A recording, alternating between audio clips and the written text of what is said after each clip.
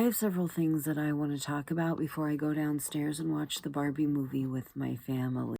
The first one is the first talking point that I need to remember. Where are my notes? I wish that influencers who forget what it's like to be a normal human being, like assuming that they weren't wealthy before they became an influencer, I wish they would realize how dense it is to be like, I'm going to be participating in the challenge where I shop where the rest of you plebs shop. I'm going to buy a full outfit at a store that my plebeian pleb fucking followers shop at. Full outfit from Walmart challenge. That's not a challenge.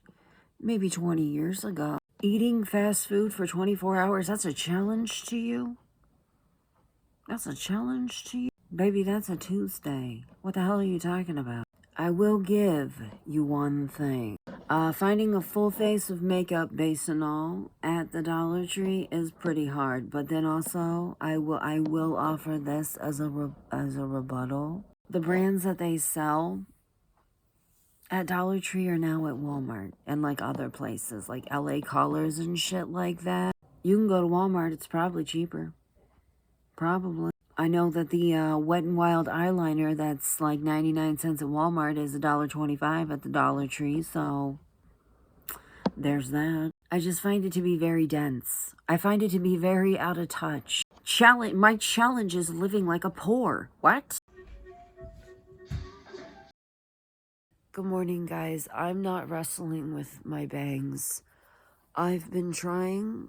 I can't do it anymore. They are doing whatever the hell they feel like doing, and I have no control over them at all. I wanted to talk to you guys about something really quick. So, if I seem a little less energetic, a little less peppy, a little less animated, etc., until this cold passes, yeah.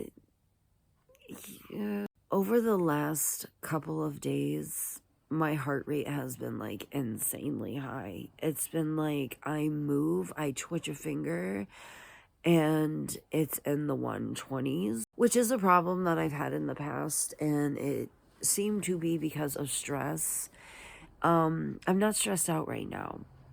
I'm not in the least bit stressed out right now, and my caffeine consumption is like 1/4 what it used to be. So I started freaking out a little bit this morning. Like over the last couple of days, I'm like, oh my God, like Googling like diet changes, like thinking about making an appointment with my doctor. Maybe my blood pressure is really high. Maybe I need blood pressure medication. That's a whole different discussion that we can have. But anyway, suddenly it like dawns on me that like this hasn't been a thing for me since has only been a thing for me since I've been taking like Dayquil and NyQuil. Like my fucking life depends on it. So I Google it.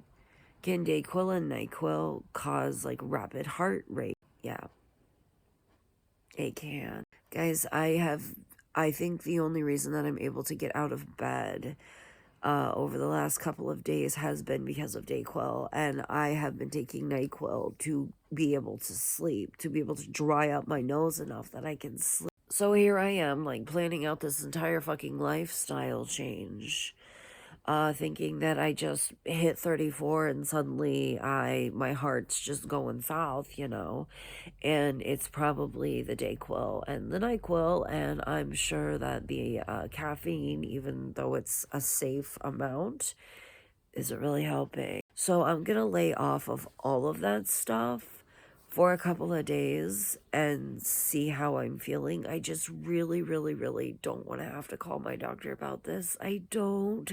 Guys, I haven't told you about this. So I need to get a new doctor again. I know I need to get a new GP again. Hold on, let me unplug this. Okay, I need to get a new GP again. And I feel like that sounds really, really bad because I've only been my doctor's patient for a couple of months now. Don't get me wrong, he's like an excellent doctor. He is the only person that, other than my psychiatrist, that I could get to like listen to me about my hormone issues. the only person that I could get to take me seriously about being perimenopausal in my 30s, because everybody else was like, it's unheard of. Like, it's not unheard of, it's just super rare. Even though you have a family history of it, it's like super rare. So I highly doubt it's happening. And he was like, when I first went to go see him, he was like, you check all the boxes for it. Why would anybody say that? Yeah, I know. But I don't think that I can go back to him. I don't think I can be his patient anymore. As much as I love him, as much as I feel like seen and heard by him, he emphasizes a lot on my weight. He has offered me phentermine, Wegovy, Ozempic, Orlistat, because my weight goes anywhere between 179 and 189. It just depends. Everybody does this. Only for me, a lot of times it depends on like how much I have my BED under control or not. Like, obviously, if I binge severely for a week, I'm gonna put on a little bit of weight. But he brings up weight loss drugs in every visit. And I was talking to my psychiatrist about it, and I was like, I feel like he's paid fucking commission for it. And I had to explain to him the last time that I saw him, like, dude, I had to save up the $121 for this office visit. I don't have $1,000+ a month for Ozempic. And somebody that is BMI, if you're going by BMI, I'm not even obese, I'm overweight. For somebody of my size, somebody as tall as I am, to take, and 179 pounds, to take Ozempic is fucking obscene. That's obscene. I am 34 years old.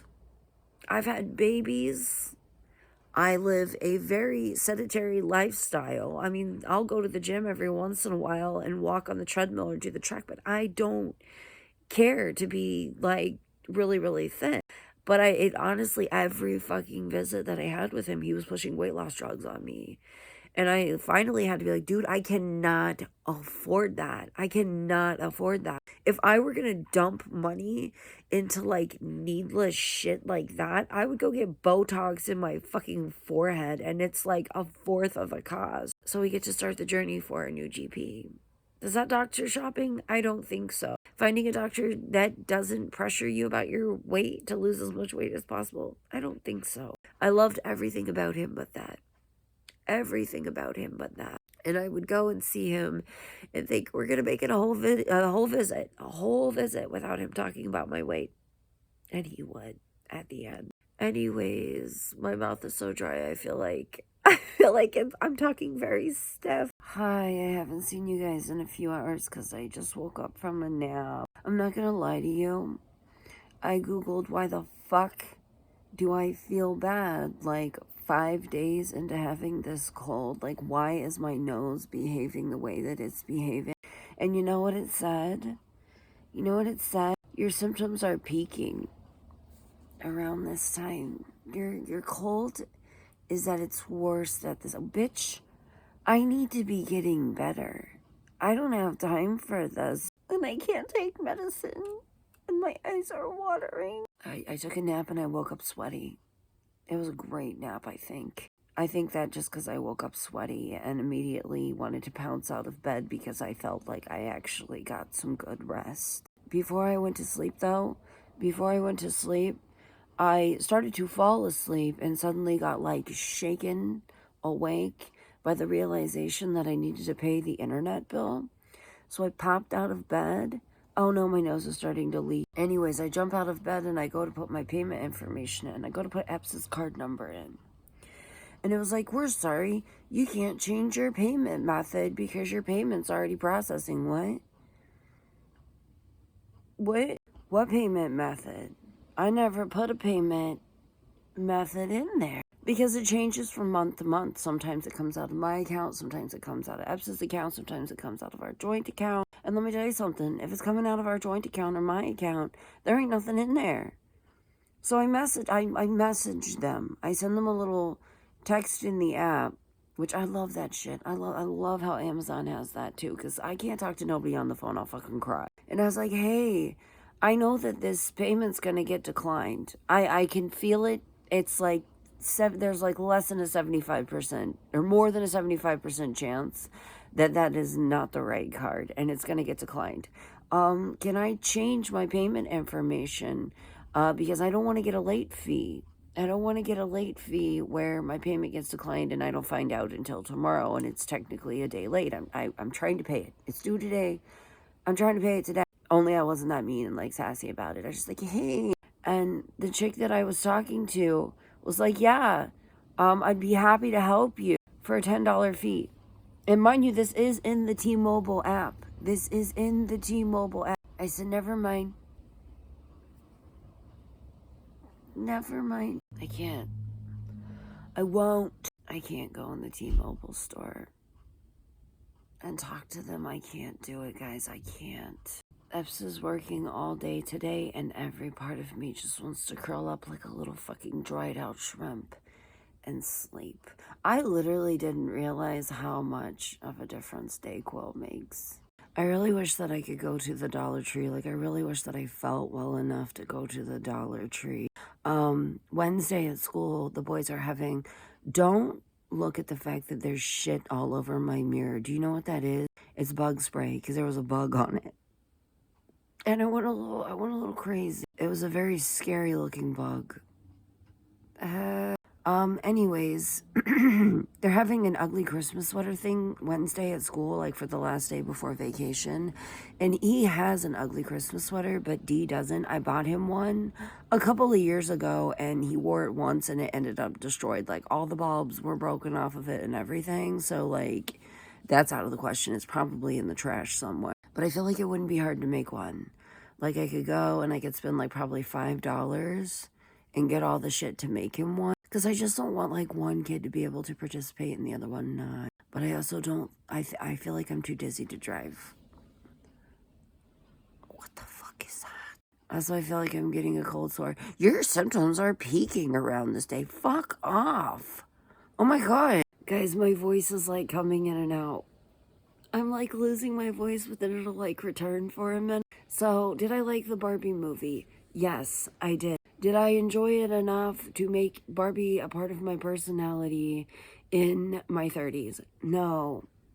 No. I laughed, I cried, I did enjoy it, I would watch it again, but Barbie will not become part of my personality for said movie. I'm not gonna pretend that didn't happen. I just cried for like 3 minutes and had to pull my shit together. At the end, she's deciding whether or not she wants to stay a Barbie or be a human. And it's showing like all these flashes of like memories of like different women and girls just doing things throughout history. I had to take another break to cry. I'm sure that's not helping my whole like sinus track right here, if that's what it's called. He and I cried about that together. My 12-year-old son and I cried about that together.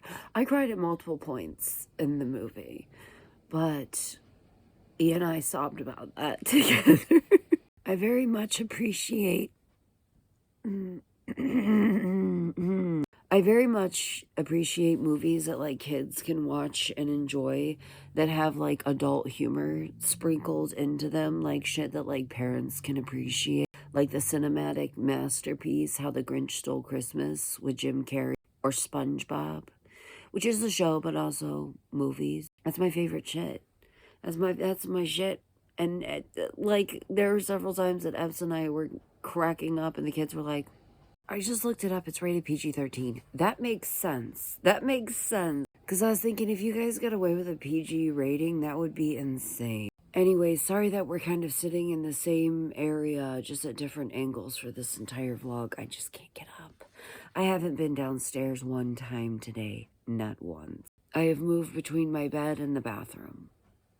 It's about 6 steps all day. Last night I was sitting here though, and I got a notification from Facebook, and it was like, the event that you're interested in is happening in an hour. And I was like, what the fuck? I checked. I forgot that they were playing the Nightmare Before Christmas at our local like historical theater. And it's like a super, super fancy theater.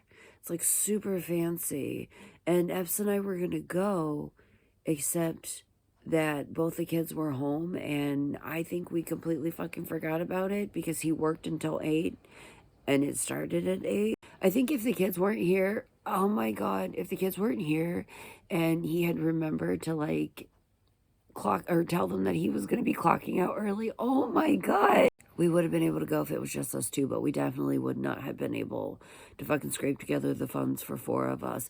But listen, I have a fun memory about this theater. It's like an actual theater. It's like, it's got like a stage in it. And then they also play, there's like a screen that comes down and they play like movies and shit like that in it.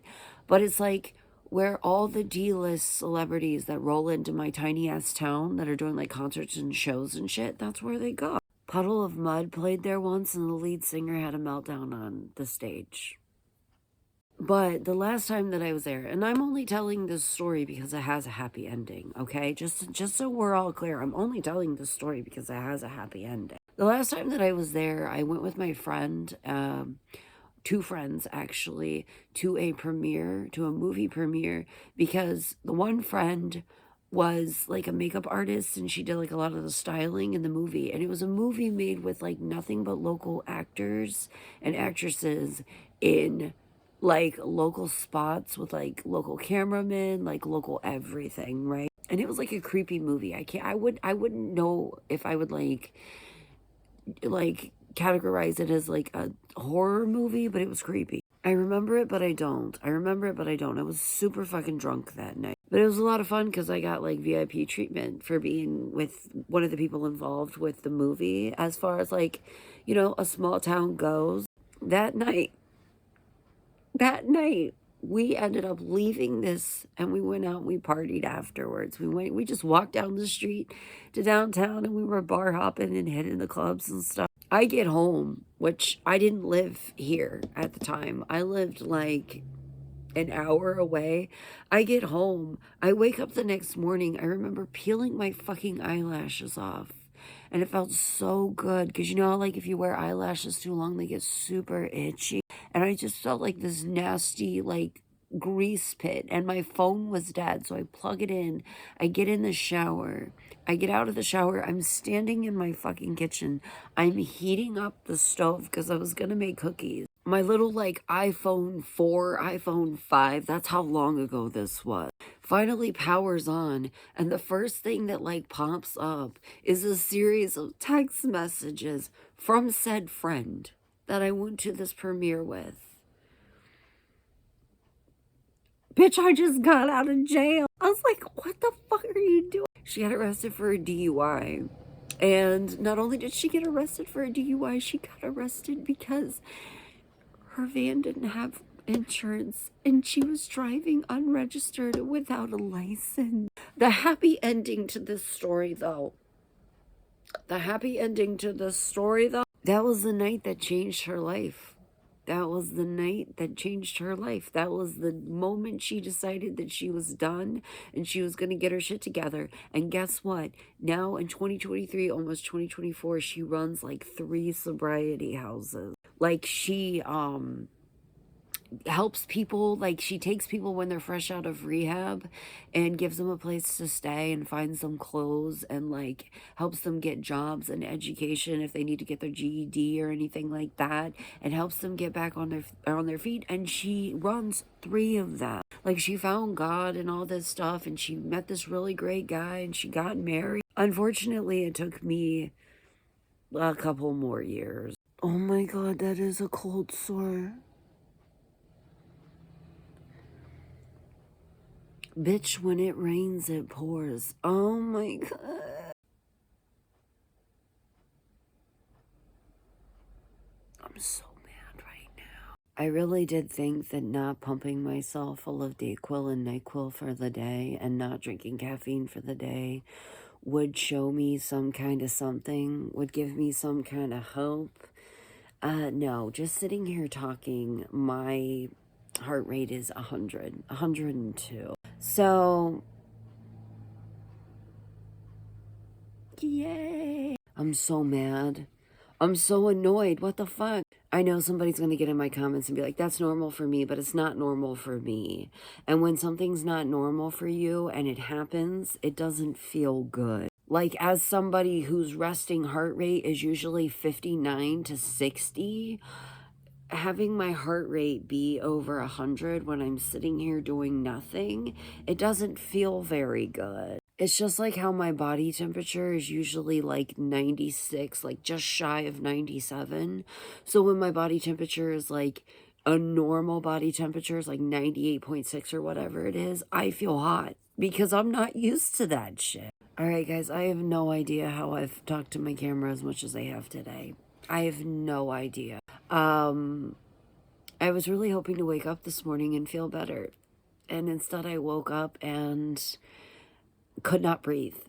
I felt like I was going to suffocate. It was like the funnest fucking thing I've ever experienced in my life. It's never happened to anybody else. Only me. That's a joke, by the way. I'll see you guys tomorrow. Boy.